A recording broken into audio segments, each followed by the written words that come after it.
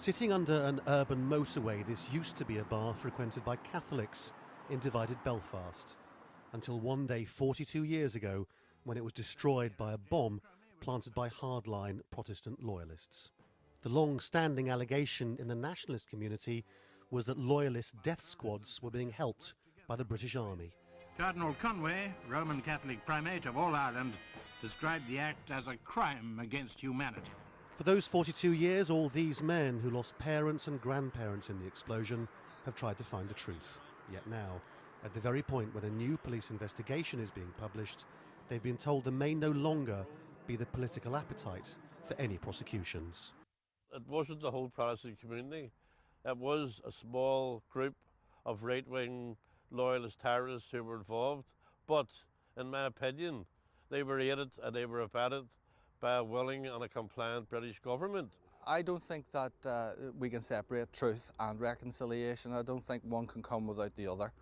So for the communities here to be reconciled, I think we all have to attend to the great errors and the great mistakes that we made in the past, because if we do not, there's a great chance that not only are we going to repeat those again, but we're going to be repeating them across the world, not only within our own community.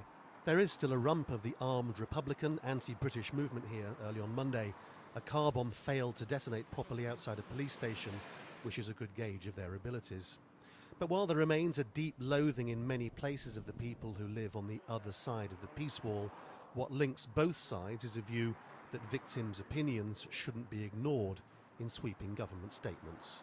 I think that the past is holding us back, and I think that anything we do, we can't be wedded to the past. So, we need to find out what the consensus is amongst the victims groups in terms of what they want. So on one level, Belfast looks like any other British city at this time of year, with families enjoying the Christmas market and people appearing to enjoy each other's company.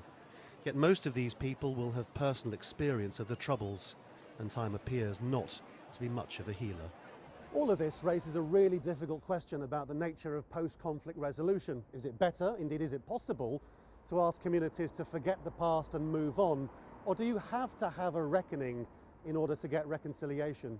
15 years since the Good Friday Agreement, which formally ended the conflict here, they still don't seem to know the answer to that question.